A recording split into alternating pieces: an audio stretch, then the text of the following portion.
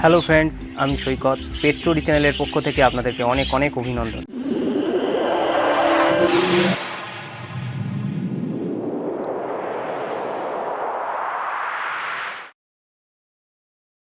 আশা করি আপনারা সবাই ভালো আছেন এবং সুস্থ আছেন। আজকে আপনারা জানতে পারবেন নতুন পাখি বাড়িতে কিনে আনার পর আপনারা কি করবেন। নতুন পাখি কিনে আনার পর পাখিগুলিকে রোগমুক্ত করা খুবই প্রয়োজন। আপনি যে পাখিটি কিনে এনেছেন সেই পাখিটি হয়তো কোনো রোগে আক্রান্ত, তাই আগে আলাদা করে রাখতে হবে।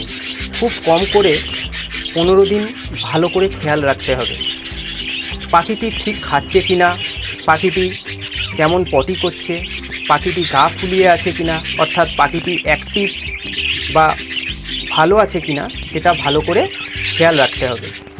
যদি কোনো সমস্যা আপনাদের মনে হয় তাহলে তার ট্রিটমেন্ট করে পাখিটিকে আগে সুস্থ করে তুলতে হবে।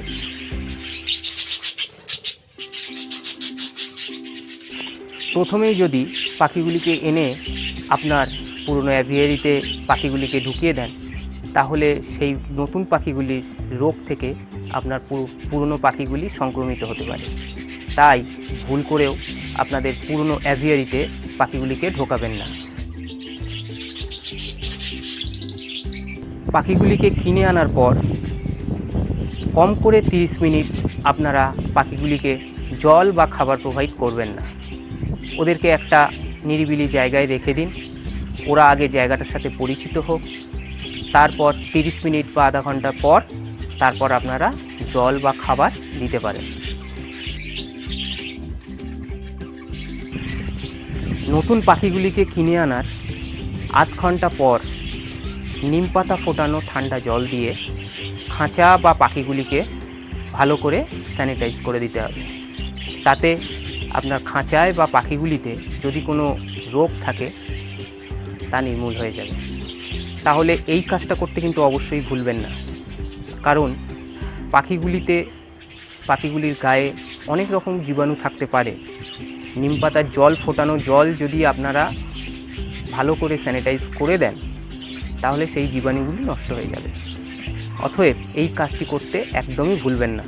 আর হ্যাঁ, স্যানিটাইজ করার পর কিন্তু অবশ্যই কিছুটা হালকা রোদে কিছুক্ষণ রাখবেন, তাতে জীবাণুগুলি নষ্ট হতে আরও সহযোগিতা করবে হালকা রোদটা।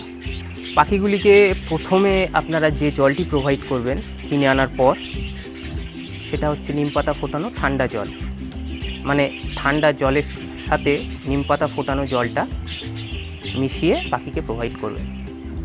পাখির ভেতরে যদি কোনো জাম থাকে তাহলে সেই জামটা নষ্ট হতে সাহায্য করবে, কারণ আপনারা সবাই জানেন নিম পাতা অ্যান্টিবায়োটিক।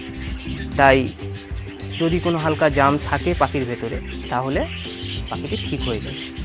পাখিগুলি কেনার আগে যার কাছ দিয়ে কিনছেন তার কাছে আপনাদেরকে ভালো করে জেনে নিতে হবে পাখিগুলির কী কী খাদ্যাভ্যাস ছিল, মানে পাখিগুলি কী ধরনের খাবার খেত বা উনি খাওয়াতেন। কারণ আপনি আপনার বাড়িতে পাখিগুলি আনার পর যদি হঠাৎ করে খাবারগুলি চেঞ্জ হয়ে যায় তাহলে পাখির পেটের প্রবলেম হতে পারে বা আরও বিভিন্ন রকম সমস্যা হতে পারে। পাখিগুলি না খেতে পারে, কারণ ওই খাবারে যেহেতু ওরা অভ্যস্ত নয় তাই ওই খাবারগুলি না খেতে পারে। তাই এটা অবশ্যই আপনারা যার কাছ দিয়ে কিনছেন তার কাছ দিয়ে জেনে নেবেন যে পাখিগুলি কী কী খাবার খেত বা উনি কী ধরনের খাবার প্রোভাইড করত। তো বন্ধুরা, এই ছিল আজকের ভিডিও। আশা করি ভিডিওটি আপনাদের খুবই কাজে আসবে। যারা নতুন পাখি কিনতে চলেছেন বা কিনে ফেলেছেন তারা এই পদ্ধতিগুলো অবলম্বন করবেন। লাইক এবং শেয়ারের মাধ্যমে আমাকে আরও উৎসাহিত করবেন, কারণ পাখি সংক্রান্ত বিভিন্ন রকম সমস্যার সমাধান নিয়ে আমি আপনাদের কাছে আবারও আসব এবং নতুন নতুন ভিডিও আপনাদেরকে দেখাবো, যা থেকে আপনাদের পাখি পোষাটা সহজ হয়ে ওঠে।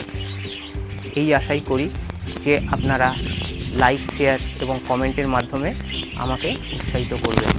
আমার চ্যানেলটিকে যদি এখনও পর্যন্ত সাবস্ক্রাইব না করে থাকেন তাহলে অবশ্যই আমার চ্যানেলটিকে সাবস্ক্রাইব করুন এবং পাশে থাকা বেল আইকনটিতে ক্লিক করে দিন, যাতে পরবর্তী ভিডিওর নোটিফিকেশানগুলো খুব সহজেই আপনারা আপনাদের মোবাইলে পেয়ে যান।